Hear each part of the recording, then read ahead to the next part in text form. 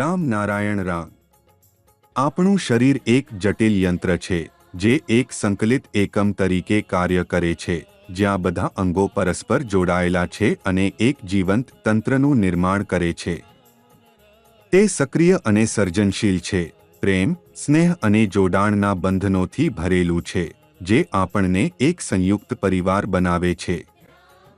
બધા અંગો એક ટીમ તરીકે સાથે કામ કરે છે, કોઈ પણ અંગનું અવમૂલ્યન કર્યા વિના. દરેક જીવંત પ્રાણી, વૃક્ષ અને જીવજંતુ જીવન અને ચેતનાથી ભરેલા છે.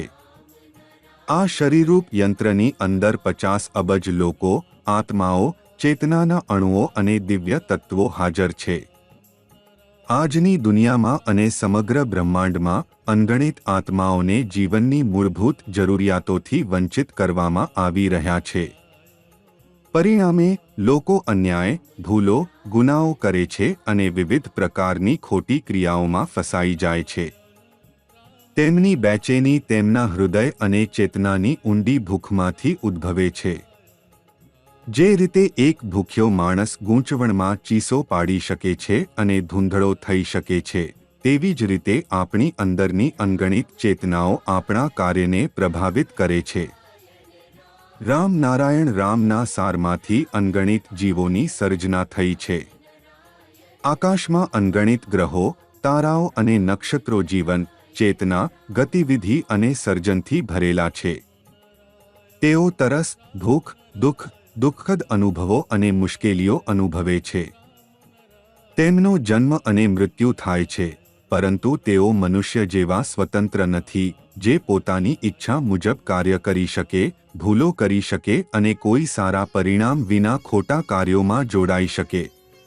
આપણા મગજમાં અનગણિત વિચારો હોય છે અને તેમના વચ્ચે આપણી બુદ્ધિ હસ્તક્ષેપ કરે છે, આપણું માર્ગદર્શન કરે છે અને આપણા ભૂલ અંગે ચેતવણી આપે છે. પરંતુ ક્યારેક આપણે સાંભળીએ છીએ અને ક્યારેક નહીં, જેના પરિણામે ખોટી ક્રિયાઓ અને દુર્ઘટનાઓ થાય છે. હવે સમય આવી ગયો છે કે આપણે આ બધા ભેદભાવોને ખતમ કરી એક એવી સમાજ રચના કરીએ જે ધર્મનિરપેક્ષ અને પ્રગતિશીલ હોય. આ ત્યારે જ શક્ય બનશે જ્યારે આપણે આપણી બુદ્ધિને સાંભળશું, પ્રકૃતિ સાથે જોડાશું અને નિયમિત રામ નારાયણ રામનો જાપ કરીશું. પ્રકૃતિ પોતે જ સૌથી મોટું ધર્મ છે અને દરેક વ્યક્તિએ તેને સમજવાની જરૂર છે. જ્યારે કોઈ વ્યક્તિ રામ નારાયણ રામ સાથે જોડાય છે, ત્યારે તેનું જીવન સ્થિર થઈ જાય છે.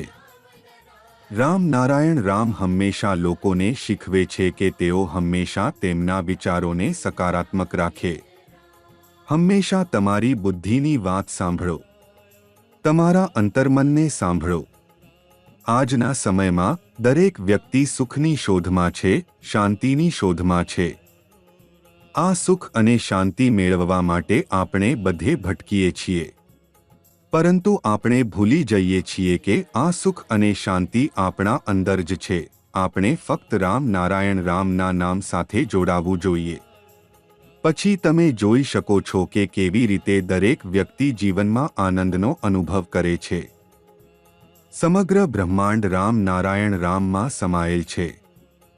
આ નામ આપણું સમગ્ર જીવન બદલી નાખે છે, આપણા મગજમાંથી દરેક ડર દૂર કરે છે અને આપણને સુખ અને સમૃદ્ધિની અનુભૂતિ કરાવે છે. રામ નારાયણ રામ.